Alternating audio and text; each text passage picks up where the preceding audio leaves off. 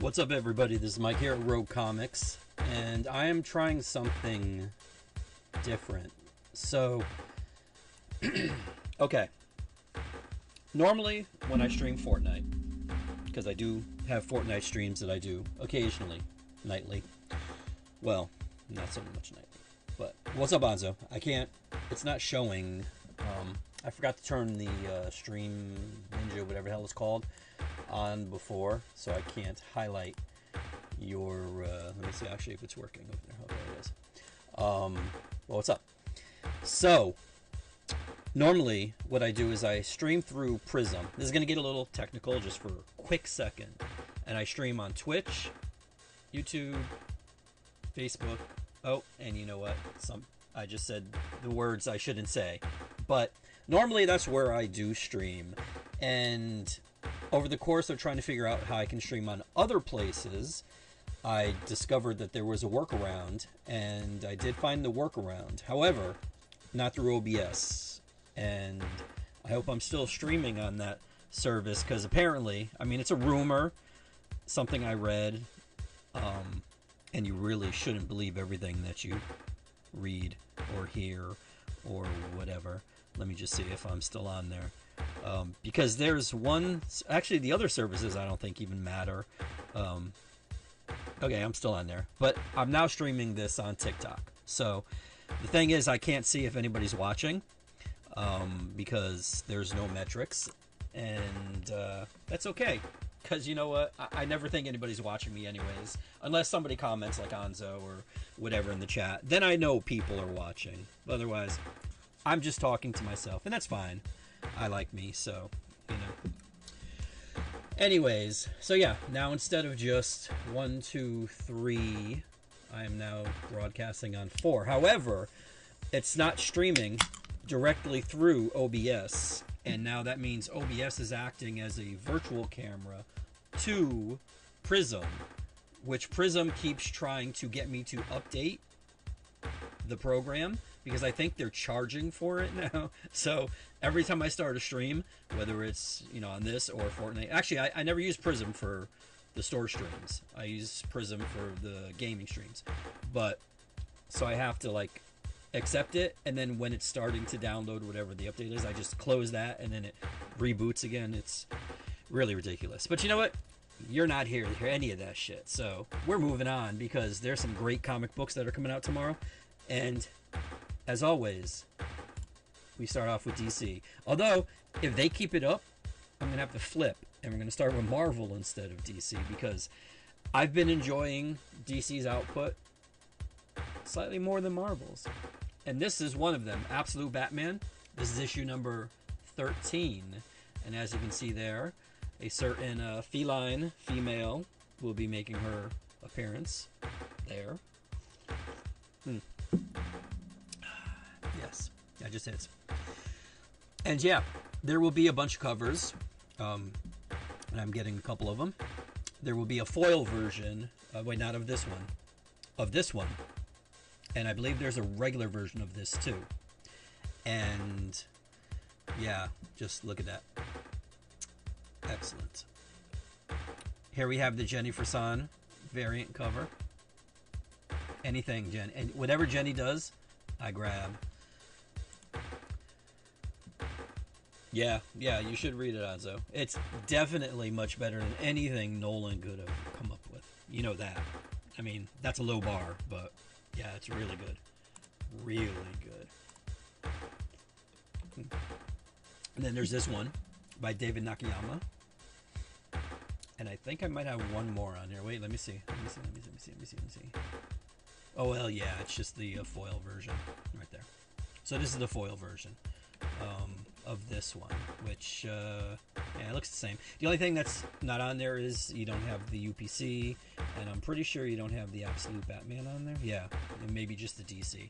I would like to let you know what it actually looks like instead of just trying to guess, but unfortunately, I don't have my DC Comics as of yet. Because this point, though, believe it or not, they're not in Canada. Yeah, you know what? I'm not gonna go down that road. We'll just leave it there. And no, it's definitely no. It's definitely not Canada's fault. Let me leave it at that. I'll leave it there. So, yes. Moving on. Action Comics number 1091. Wow, so they're almost at 1100. And this is, let me see, Mark Waid, I see in the bottom. I don't know who's doing, oh, Patridge. I don't know who that is. But yeah. Continuing Superboy storyline.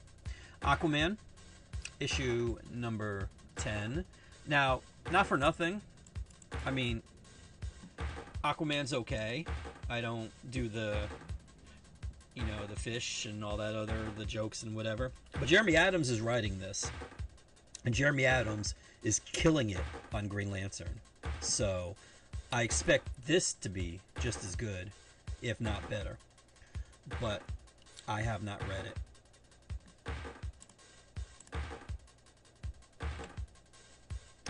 Here we have Batman, Gotham by Gaslight, A League for Justice. Why, they might come up with an entire League of Justice. Andy Diggle and Rob Williams and Leandro Fernandez is doing the art. And I think this is, I want to say 6 issues. So if it is, this is issue number 4. Right there.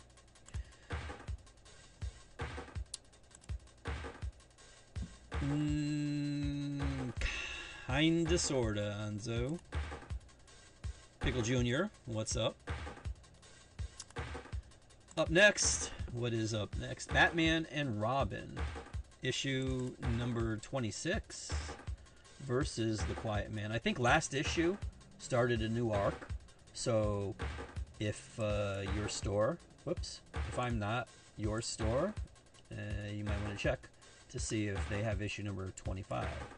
And this is not Daniel Warren Johnson, Philip Kennedy Johnson, and Fico Asio, I think that's how you say his name, is doing the art. And his art is good. His art is real good. And the story's been good too. So I would suggest picking up Batman and Robin. Here we have Batman, The Long Halloween, The Last Halloween. I don't know who came up with this, but this is the penultimate issue, issue 9 of 10, which is, you know, it's kind of a bummer because Jeff Loeb and Tim Sale were originally going to do this, and Tim passed away. So Jeff decided, and DC, decided to get a different fill-in artist for every issue. And this one here is by Chris Samney with Dave Stewart, and probably letters by Richard Starkings. Pretty sure he's the letterer. But yeah, there's 3 covers.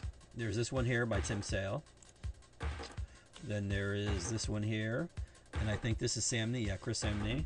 And then this one here, I don't know, and there's no UPC on here, so I can't see who it's by. There is a signature right below where Batman has his foot. It's right in there. I see the 24, but I can't tell.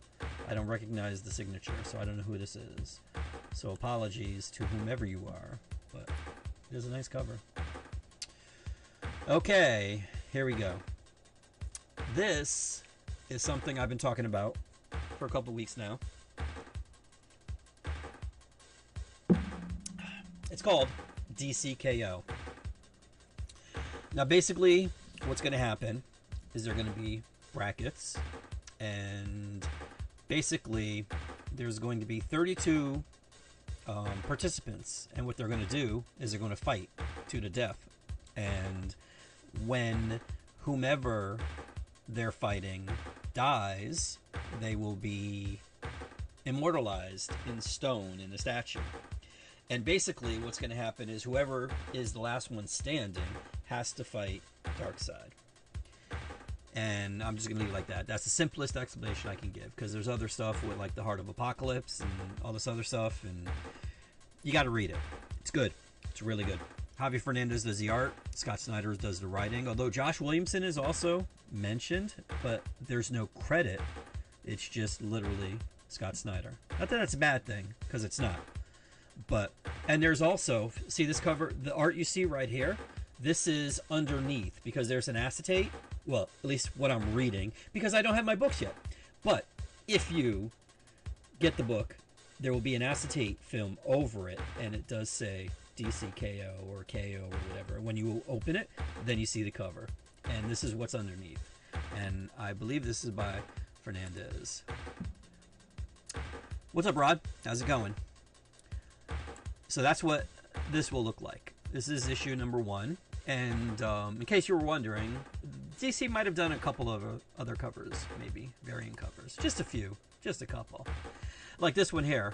This is by, I think it's Ben Oliver. Let me make sure. Ben Oliver, yes. That one there. I like this one.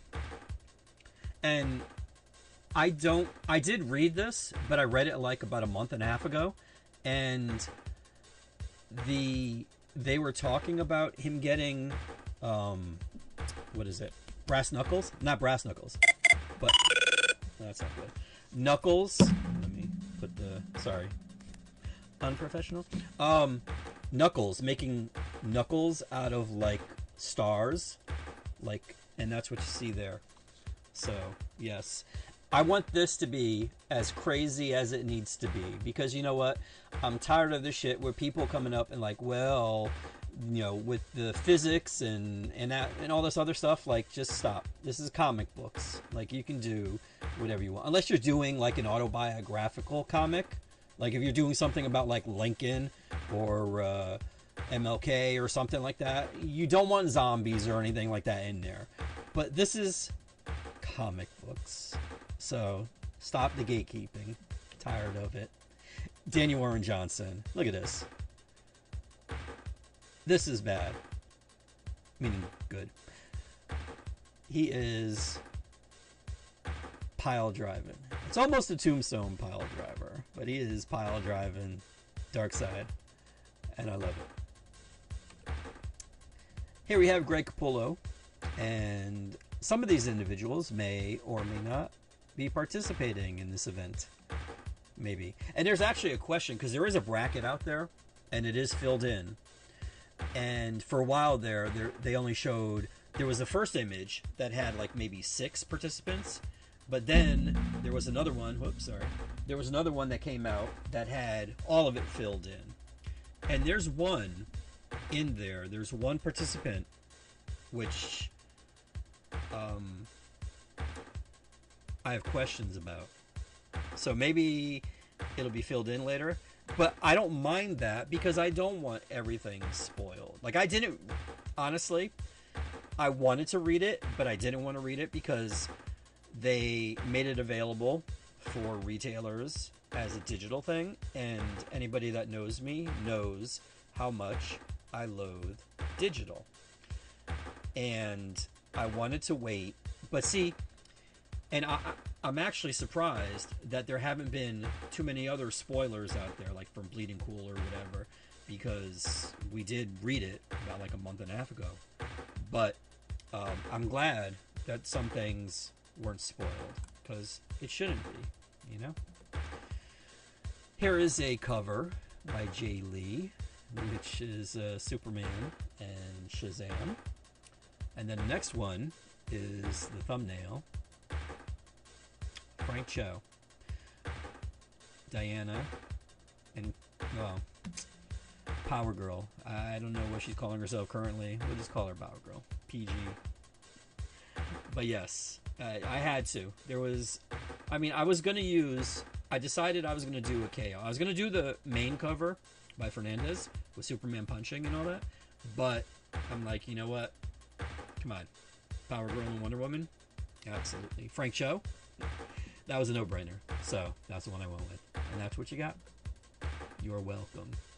Now this one here, I can tell you, it's, I was going to say, wait, there it goes. Oops, I went the wrong way. Ah, Mike Del Mundo. There we go. For a second there, I thought it might have been Riley Rossmo, but I knew it wasn't. And, of course, Jim Lee. I mean, look at this. Awesome. Awesome. Then you have this one here. This, I don't know who drew it. Oh, Dan Mora. Dan Mora drew it. And the official name of this variant is Hangman Adam Page AEW Cameo Variant cover. Don't watch AEW. I can tell you that's Lobo. And I'm assuming that's Adam Page there. Whomever that might be. WWE guy. Mark Spears does this variant here, continuing his DC Comics variant series, I guess. But whatever, this is Darkseid there, in case you didn't know. And then we have this one. This is, I'm assuming this is a wrap. And you can see, these are all the participants in this tournament, which I was actually going to have a tournament. And it's funny that an individual comes in right here and decides to say something, because he was supposed to help me out with this, but decided not to. So there was something that I was going to do with the brackets in the tournament and all that. And perhaps technically I could still do it by the end of the night, but it would have been better to announce it on a stream. But I don't know, maybe. We'll see. I'm not a sports person, and I don't, like, outside of doing, like, tiers, like what we all used to do during the pandemic with, like, what was the best sci-fi movie or superhero movie or whatever. Like, I participated in that, and that I understand. But, like, when it gets to seeds and all that other stuff, like, totally clueless. Just like the person I just silenced right there. Well, not silenced, but removed his trash comment.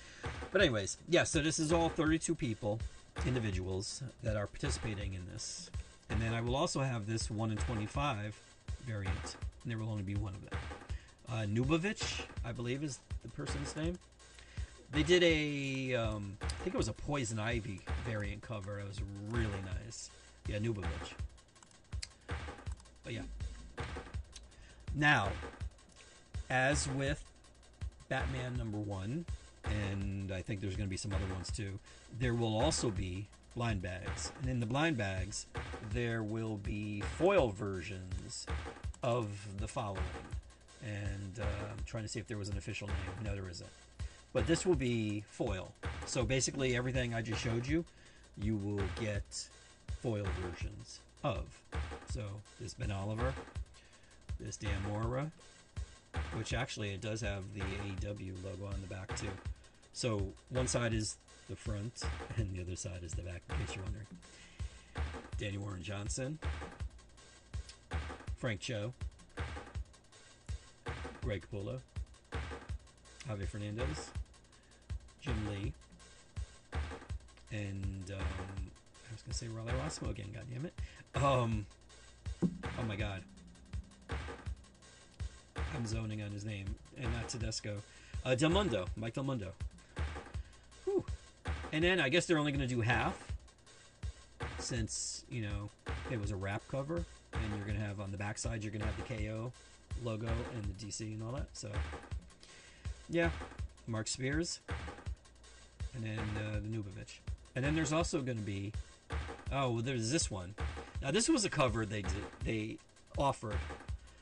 This book, to get this cover, would have been $25 to buy this book.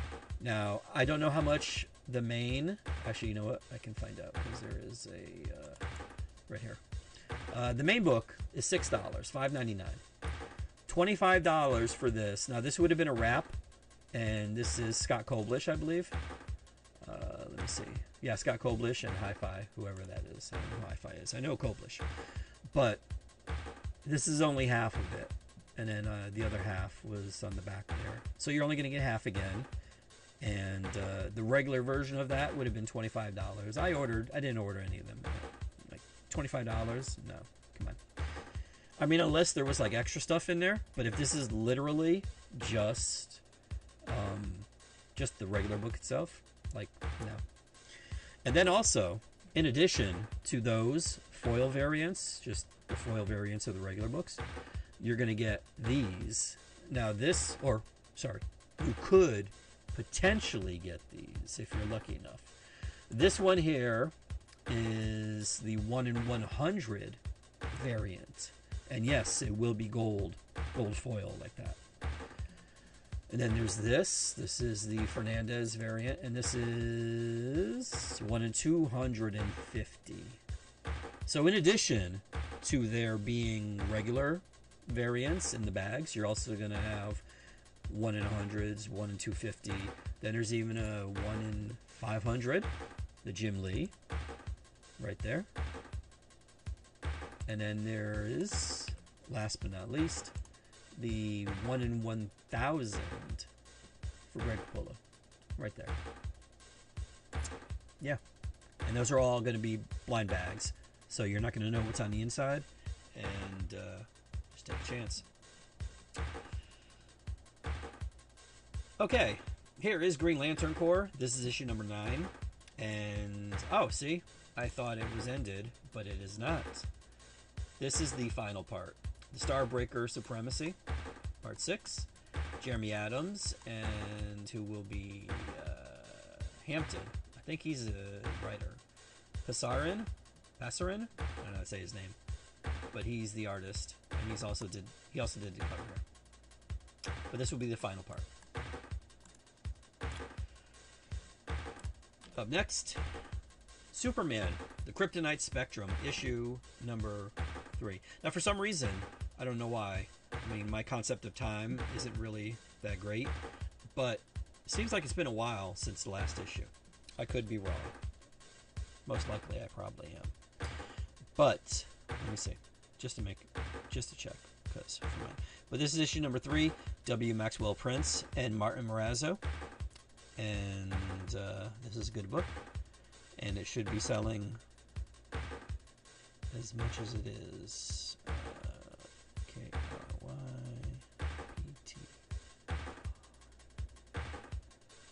There it is. Spectrum. Okay. So, August, September. Nope. Okay. Yeah, like I said, my concept of time isn't really, it's flawed. So, yeah, last issue came out September 10th. So, we are on pace. Good, this is on time. Next one will be out in November, and then the final issue will be out in December. Oh, wait, is it 5 issues or 6 issues? I think it's 5. Let's see. 5, yeah. And then there's this variant. I want to say this is Ferreira. Let me see.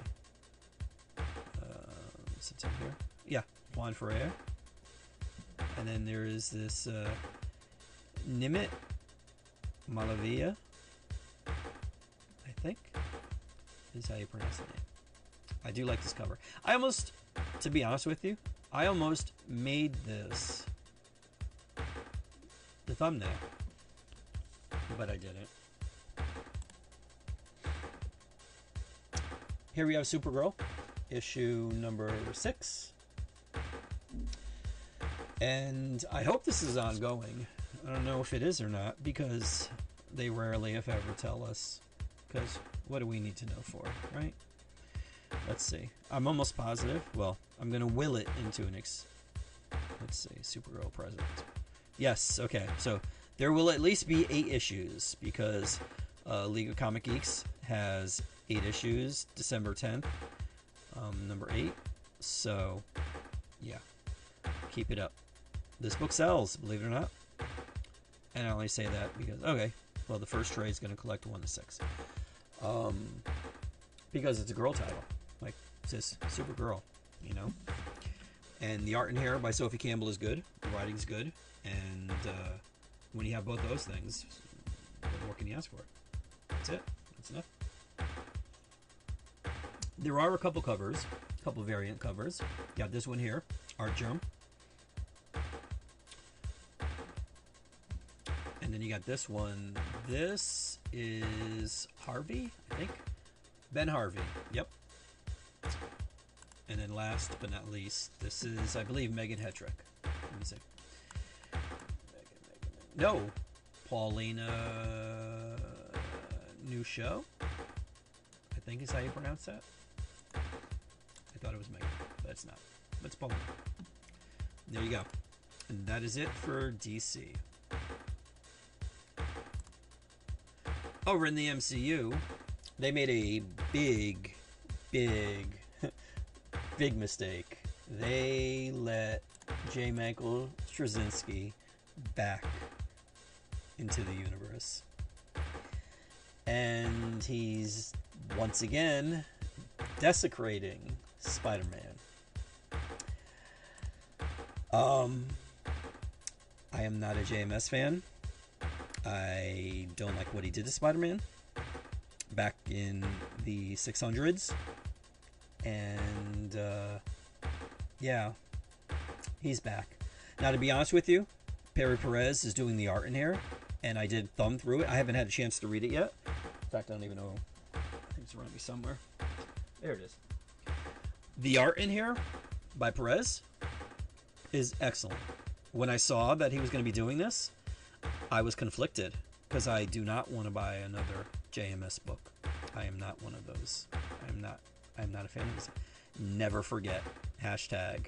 And not only did he desecrate Spider-Man, he also desecrated Superman.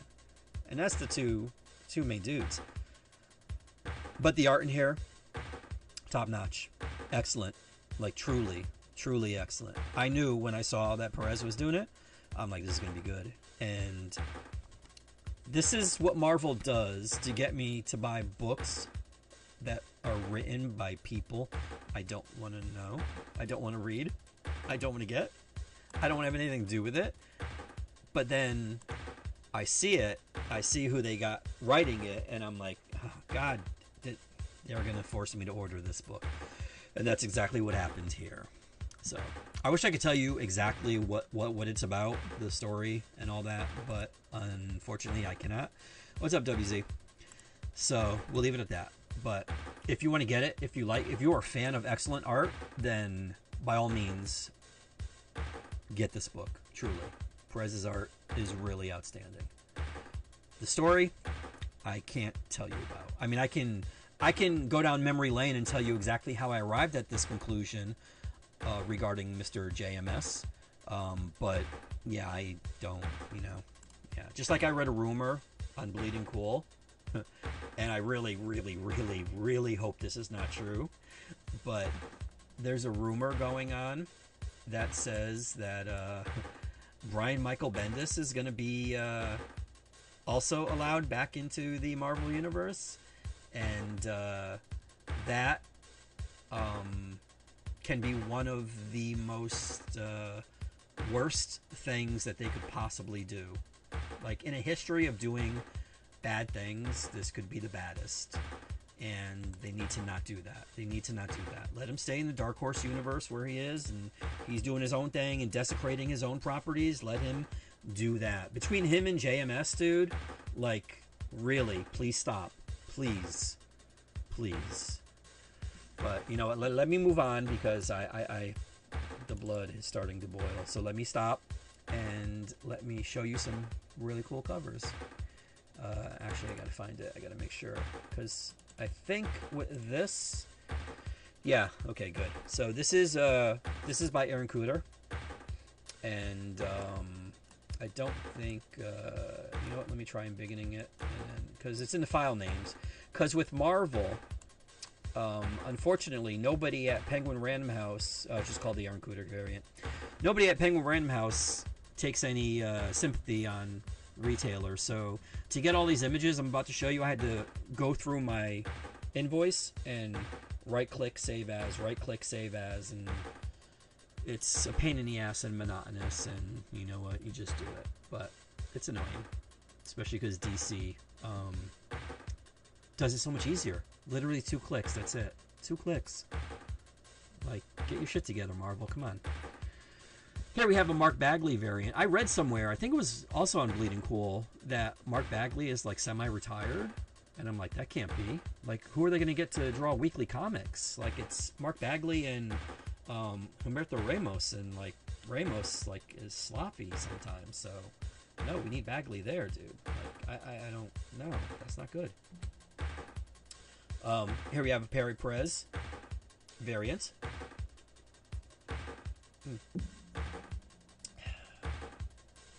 This is a really cool foil variant by Lee Garbett.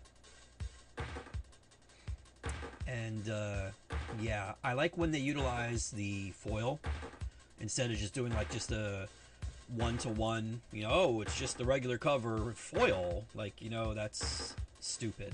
But when they actually utilize the foil, that's what I like. WZ said we need more Mike streams where he reviews comics. Mm-hmm. I would like to do that, WZ, but see, this is the thing people don't seem to understand, that sometimes words are important, and the ones that you say, other people could either deem them important or ignore them, and those that are like in between, like, you know, I'll listen to see what he says, maybe push me over the edge or whatever. I don't want to be responsible for that, because I could, like, I just went on a diatribe about JMS. I'm pretty sure that I'm maybe in a minority about that, but I feel very strongly about that, because he's responsible for doing almost three things to Spider-Man that just pissed all over the character. And mind you, this might have been, a couple of them might have been at the directive of Joe Quesada, who's another POS, but it doesn't matter. It doesn't lessen it anymore. Like, he tried denying, you know, oh no, I didn't want to do that. So you're J. Michael Straczynski. You could say something about that, bro. You're not like, you know, you're not like WZ where you're just coming up or whatever, you know. People know who you are. So if you don't want to do something, or if you have an issue with something, then you say something about it. Like, you know, you have that sort of clout, you know? And then after he got done desecrating Spider-Man, he went over to DC and started desecrating Superman. And it's like, bro, and like, you couldn't blame Quesada there. This was all him. So, you know, I don't know. I mean, I get on here and I say, you know, I mean, because when there's a book that, you know, if there's an artist on there that I don't like Rob Liefeld, or if there's a writer on there I don't like Bendis or JMS, or who's the other one? There's another one, I'm sure. You know, I don't want to trash it because somebody else might like it, you know, and I don't want to ruin that experience for them, because if if you hear my words or anything like that, then maybe you might see something that I say, you know, and say, yeah, I guess I can see where you're coming. Like, is it really a good idea to have Gwen Stacy, I can't say the word, but hook up with Norman Osborn and then give birth to his kids? Like, is that really a good story idea? Is that a story you really want to do? Like, no, you really shouldn't do that. But he did. And, yeah. Not good.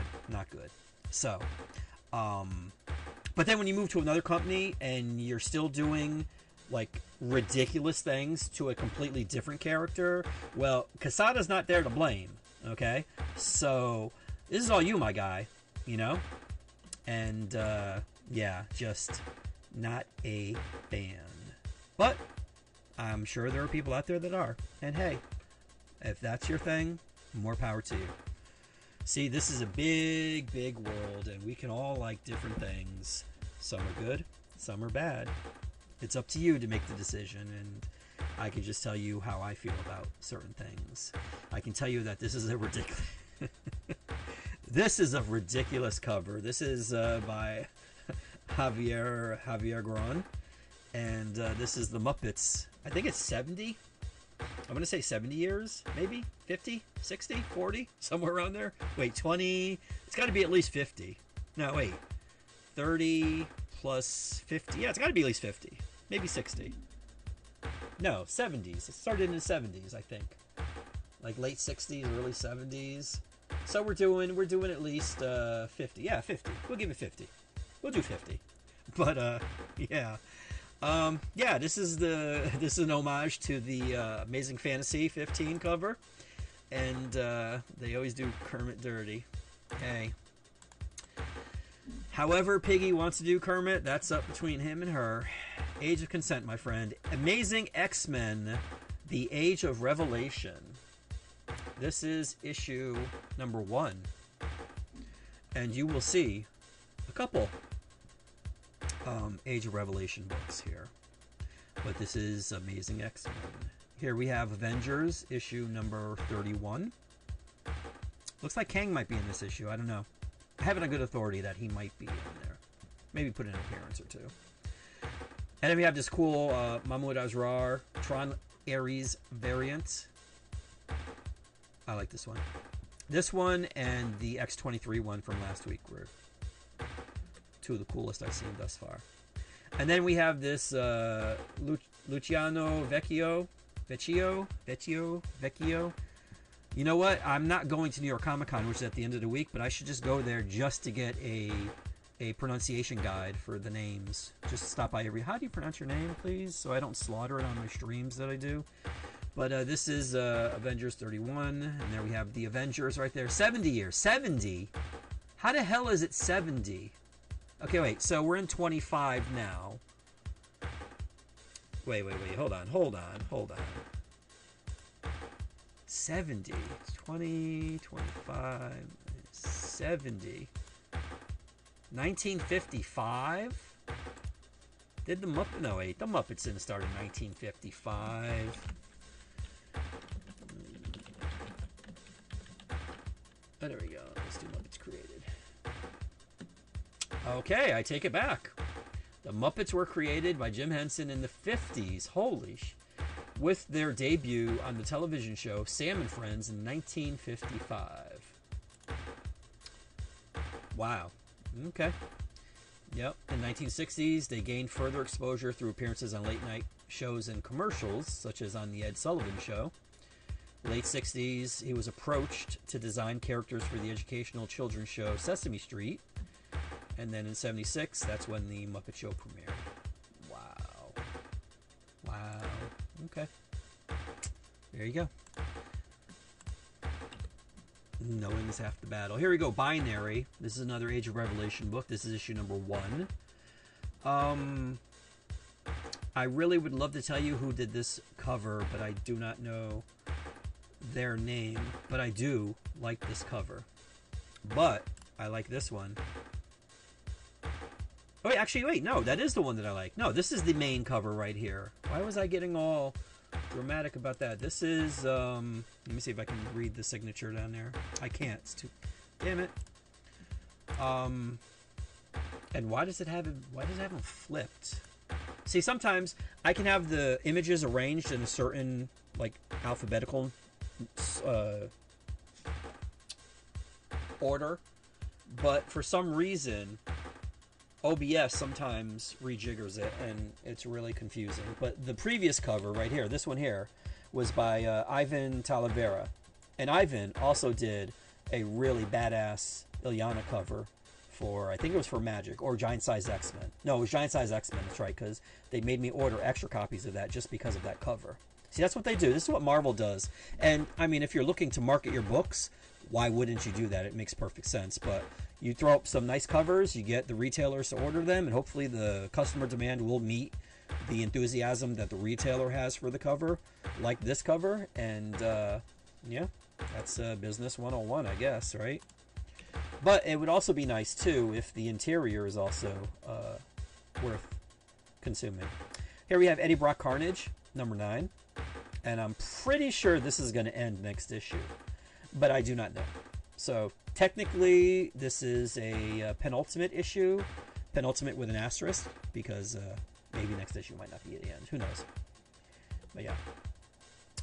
Fantastic Four, number 10. This is the facsimile. And of course, they facsimile everything but the price. There's also a foil version of it, which I thought was the next, but I remembered I took it out because it's like literally just the same cover. So, just with a, I think the price tag might be a little higher. I know the discount was way lower. But yeah. Imperial War, Imperial Guardians, number 1.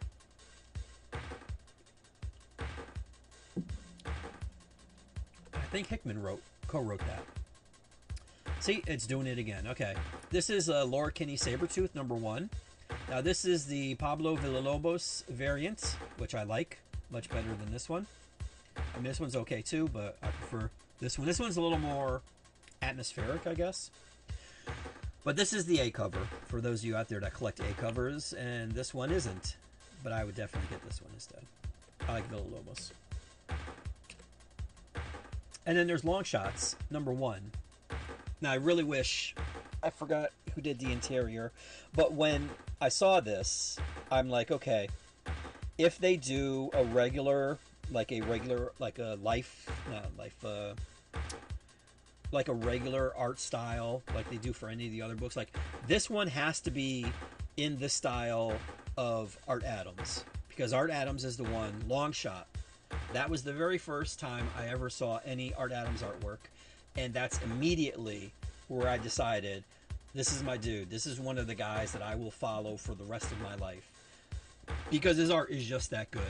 And he was, in the late 80s, mid to late 80s, he was the one that was most associated with Mojo and the X-Babies and stuff like that.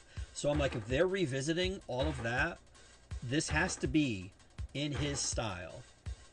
And I am pleased to say that it was. I don't know who did it, but they did a really good job. I would prefer Art Adams, but if it can't be, or Nick Bradshaw, or Javier, but if it's not any of them, this is good. This is good. Whoever they got, or Chris Burnham actually too. He's another one in that style. But the guy they got for this, he understood the assignment. Here we have Marvel, Black, White, and Blood and Guts. Number 1. I think this is 4 issues, possibly. I don't know who did the main cover here, but I can tell you Derek Chu did this variant featuring Blade, and Joshua Cassara, he of what was it, Deadpool and Wolverine fame, did this one here. Up next, Marvel Knights Punisher, number 1. The art in this issue is really, really good. Dan Panosian did the art. Jimmy Palmiotti did the writing. I haven't had a chance to read it yet. Like, with most of these books, unless I get them within a certain amount of time, or I feel like reading them, then I do. But if I can't, then I don't. But I will at least thumb through it to see what the art looks like. Because the art is like the one thing you can assess pretty quickly. You know, obviously you got to read it to see how the story is. But here's a Ben Harvey variant right here. And then there's this David Marquez variant, which is pretty cool too. But yeah, this is the Marvel Knights Punisher. So this isn't the 616, the red band that came out last month and sold out immediately. But this is the Marvel Knights. And I saw somewhere, well, no, never mind, I'm not going to get political. Here we have The World to Come. This is issue number 3, sure to make Chillmonger very, very, very happy. But I can tell you what looks really awesome is this Chris Allen cover. This is really good. I enjoy this a lot. I like Allen's artwork almost as much as I like this J. Scott Campbell. I think this might be the final cover in his Just Spectacular Collection variant series, perhaps, maybe. I mean, this far out, this has got to be the end, I think, because I think they did them all in last month in September. There might be a straggler, I don't know, but I'm almost positive it's not. But we'll see. Return to Planet Hulk, issue number 1. Pretty sure this is going to be a 5-issue deal. The art here was actually pretty good. I don't know who did it. And I didn't look at the last page to see whether this was a one-shot or not. Because again, Marvel doesn't like telling us these things. Here we have Spider-Man and Wolverine, issue number 6. And this, I thought, might have been the final issue for this series. But it is not, because it says in the next issue that they both die. So, there you go.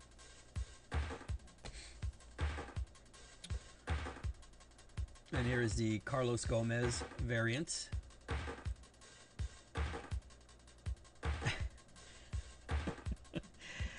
And yeah, this is the Greg Land. I'll allow. You know what? There's no porn faces in this, and that's okay. All Greg Land had to do was just draw hands and the Swedish Chef's face, and there you go.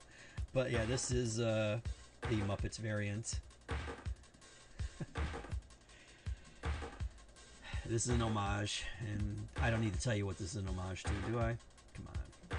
Come on. Here we have Spider-Man 94, issue number 1, second printing. It's good when they release the second printing the same day that issue number 2 of the book that they reprinted comes out. Like synergy. Like if you're dropping issue number 2, you want to have number 1, the second printing, come out the same day, because that just makes sense.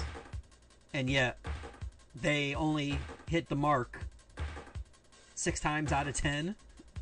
5 maybe. I'm being generous with maybe 4 of them, because there was an instance last week, I think it was, that the second printing came out and it didn't come out until the week after the next issue. Like if you're gonna put out an issue number 2 and number 1 sold out, why wouldn't you have number 1 available for people that come in to get issue number 2 that, you know, or maybe they missed it the first time around and like, oh, you have issue number 2, do you have issue number 1 too? And yes, yes I do. They just released a second printing of it. Here it is. And in that way they can catch up. But this is Dick Bradshaw, and it's they just made the background black and white, and I'd prefer new animation, but I'm okay with it, you know. I mean, not animation, new art, new graphics. But this is Spider-Man 94 number 2. And then you got this one here. This is the Mark Bagley variant. Hey.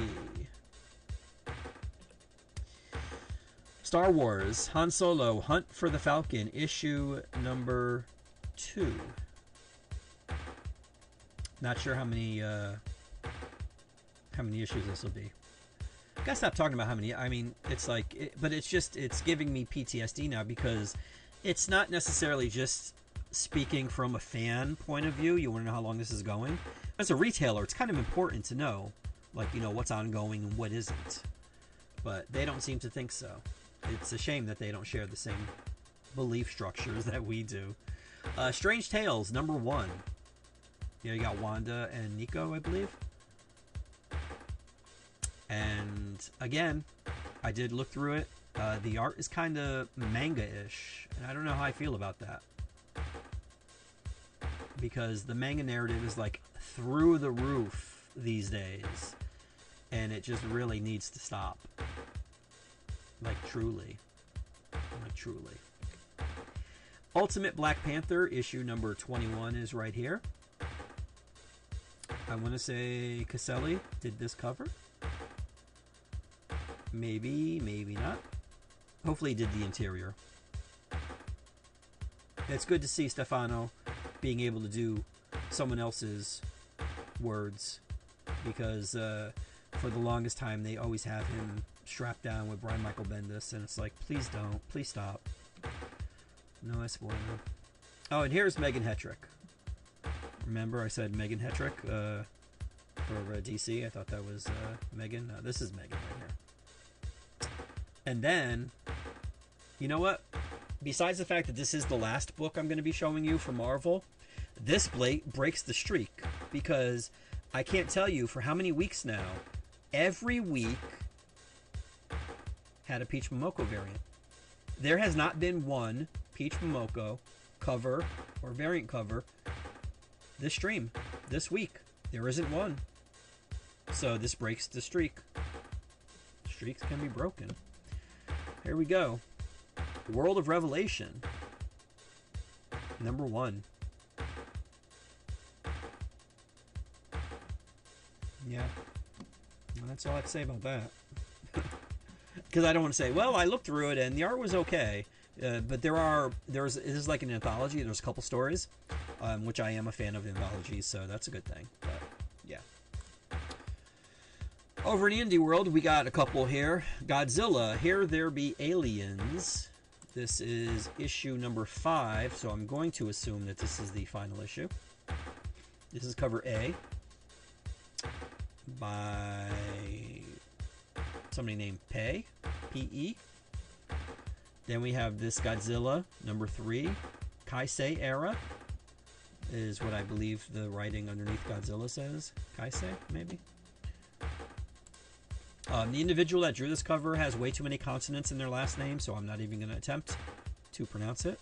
Sorry. I apologize to him. But I can tell you this one here is by Jones. Pretty tough name. And then this one is by Riccardi. And I kind of like both of them. This one's nice. I do like the way Godzilla is back there. But I also appreciate the action that's in this one. So here we have Star Wars Hyperspace Stories, Tides of Terror, issue number 2. And this is cover A. Eduardo Mello. TMNT Journeys, number 2. Peter Laird did this one. And then Jim Lawson did this one. Oh, look. He's falling off. He's falling here too, see? But it's just from different angles and different art styles. Oh my goodness. Although, if you'll notice, look at all the turtles. Their headbands are not color coordinated. Their belts are not color coordinated. There's no R, there's no D, there's no M, there's no L. The only way you can tell the difference from the turtles is by their weapons. And that's how it used to be back in the day. So you'd actually have to learn the name of the weapons and who had what weapon. Otherwise, you did not know. And last but not least, this cover by Glenn Fabry. This is Valiant Beyond Bloodshot, issue number 2. I can't see who does the interior art. No, it's too pixelated. Sorry. But yeah, IDW is now doing Valiant. You know, what kind of world? What kind of world are we in right now? It's crazy. It's crazy. But that, my friends, is it for me. The game is about to start, so I'm going to go watch it. And that's it. To everybody that stopped by, WZ, Rod the Rican, Pickle Jr., Anzo, and some other, yes, WZ. Quite. It is, and it just gets crazier every day. Every day. That's why I try to stay sane, and comic books keep sanity.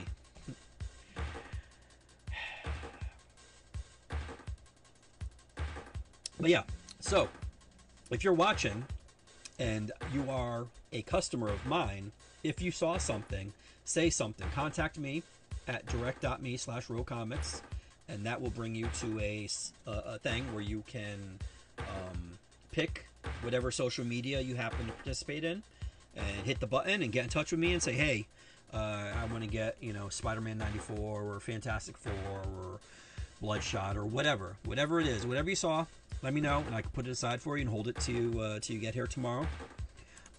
If you are not a customer of mine and you would like to be, maybe your local store owner is a dick, or you might not have a local store, then by all means use those buttons, get in touch with me, and I could ship things out to you. I do know how to use the post office. But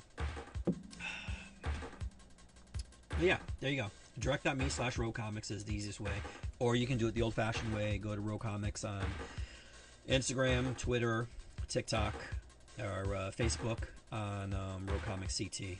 They won't give me back rowcomics for some reason. I don't know why, but good night, WZ, and I hope so. I hope so.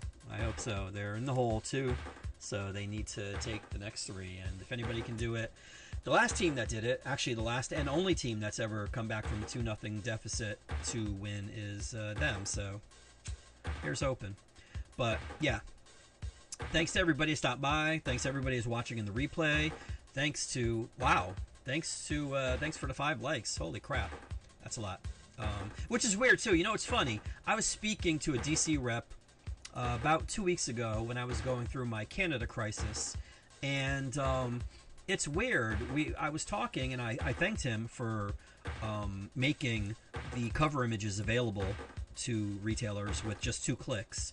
And then I said something. I forgot what it was about, but we were talking. Oh, I asked him about like why couldn't he do? Because DC, the Marvel videos that I post, which I haven't posted this week's Marvel video yet, but Marvel uploads those so we can download them and then post them. I'm like, you guys used to do that, but you don't do it anymore. Why don't you? And he didn't have an answer for that. But then we started discussing. Like, I'm like, well, I do post them on my site. And then we started talking, and he was like very, I don't want to say condescending, not condescending, but like, I mean, to me, honestly, I guess maybe because I'm simple, but on some of the views for like Instagram or whatever, I think the most I ever get in a week is like 200. To me, that's a lot. I'm a comic book store, okay? I'm not one of these people shaking my ass on TikTok or whatever, or participating in like whatever trend is going on there. I literally show covers of comic books, okay? And occasionally I will let you know what's going on, or maybe if there's something that I feel strongly about, whether it's a cover, like this art is incredible or something, I might do a solo post on it. But that's about it. So 200 for a region, like, that's a lot to me. I don't know, maybe I'm just easily impressed or something like that, but I don't need things to go viral. I'm not really trying to chase any sort of clout or anything like that. I mean, I get... No. Sorry, WZ. I do not gotta shake my ass, but with comics. Not at all. No. That will never, ever, ever... When I joined TikTok, I'm like, that will never, ever, ever happen. This is comics, dude. Come on. But like, he was just like, it was just disparaging. Like, I'm like, dude, there was Marvel did a thing with Spider-Man with a Brand New Day. It was like 30 seconds. It was just like showing like the plateau or something of Peter's new suit or something like that. And I posted it, and on Instagram I get 523 views for like a 20 to 30 second clip of something. Like, that's a lot. And I guess to them it's like pennies because of whatever it is that they do. I don't know if they show their numbers or not, but yeah, I just think it's. And I saw a thing.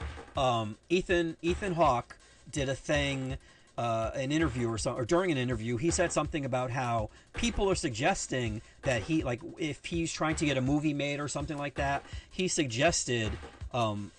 People suggest to him that he puts people in there not based on their acting ability, but how many followers they have. And I'm like, that's just the dumbest thing I've ever heard in my entire life. Anyway, that's almost as stupid as what Rob Liefeld said about retailers when he was trying to pimp his Youngblood series. But it was just dumb. It was just dumb. And yeah, things don't matter these days anymore. Instagram, TRESS. Let me see. I want to find it now. Where is it? I think it was scrolling. Oh, here it is. It was Variety. Ethan Hawke says casting actors based on Instagram followers is crazy. Some young people think being an actor is protein shakes and going to the gym. Yeah. Oh, that's what it was. Apparently, his daughter, Maya, who's in Stranger Things, which will be back next month, she revealed that she knows several smart directors who have been told by producers that they must cast actors with a certain amount of Instagram followers in order for a project to move forward. I don't care about Instagram. Instagram sucks, she said. Right? Well, just so you know, if you have over this many followers, you can get the movie funded. It's a really confusing line to walk. Like, that's just stupid. That's just stupid. I really feel for these people, Ethan says. It's really hard. Sometimes I'll be setting a movie up, and someone will say, oh, you should cast Susie. I'm like, who is she? She has 10 million followers. I'm like, okay, cool. Has she acted before? No, but... and you're like, wow, so this is going to help me get the movie made. This is crazy. So if I don't have this public facing platform, I don't have a career. And if I get more followers, I might get that part. What? I agree. I agree. That's just ridiculous. But that's how it is with social media now, with all these, like Marvel and DC and stuff like that. Like, not for nothing, they would rather seek out those quote-unquote social media influencers to show up at their red carpets and all that, when if they stop and think about it, anybody that comes into a comic book store, the person that is going to influence that person is the owner of that store or the employee in that store, because they're clearly in the store looking for something. Whether it's looking, oh my God, I've never been in a comic book store before. Let me try something out. What should I try? Or if they're looking for something as a gift, or they're just trying to find a book that they want to read just to get away from the craziness that is in this world. So if you got a comic book store owner in there that actually knows his shit and is actually willing to take the time and try to find something, and find something good, not just because they got a stack of them on the shelf and they want to get rid of them, but because they want to find something that will actually entertain the individual that walked into your store, those are the true influencers, okay? Because all this other shit, like, Kim Kardashian, all that, that'll influence them for the time being, but you know what? Eventually, they're going to see through that stuff, or they're just going to move on to whatever the next thing is, and that person's going to get left behind. It's like, there was a week that DC used to call me at the beginning, back in 2010. They used to call me once a week and say, hey, do you need anything? And I would say, well, I have two big-ass windows in the front at my old location. I had two big-ass windows in the front, and I would like Marvel on one side, and I'd like to have DC on the other. So if you could send me any promotional posters you might have. And one week they were like, oh, well, sorry, but we packed everything up for San Diego. And I'm like, okay, well, that's good to hear. But you know what? After San Diego is done, my store is still going to be here, and it's going to be here for the next 363, days of the year. So maybe you might want to, I don't know, send me something or something, but they would rather have it go to the randoms that, just go there just to collect free swag. Hey, what are you going to do, man? But yeah, this whole conversation is just PTSD from dealing with that dude.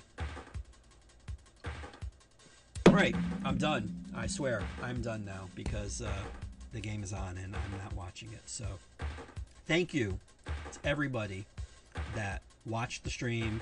If you shared it with somebody, if you told somebody about it, if you liked the stream, whatever, thank you for that. I appreciate that.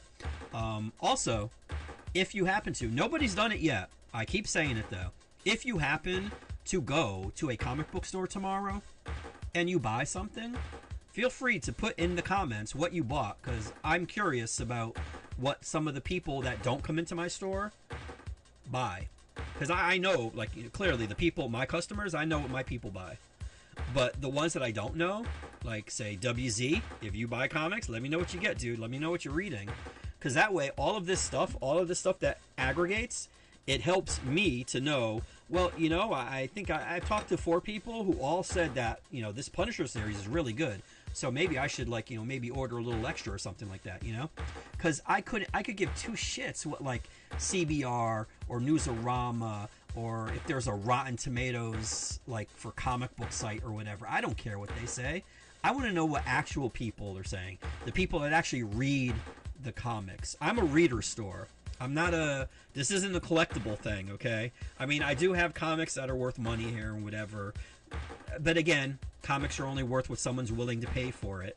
But I prefer readers. I like people that read and get some sort of enjoyment out of it, okay?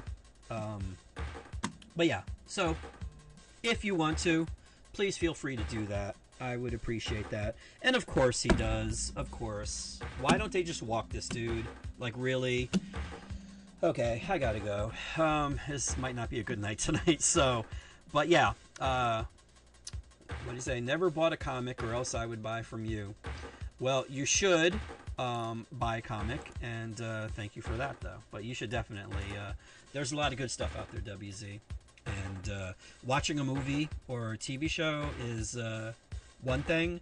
Reading it is something else. Because like the Civil War that happened in the comics, despite the fact that Mark Millar wrote it, it's a different experience than watching Civil War from the MCU.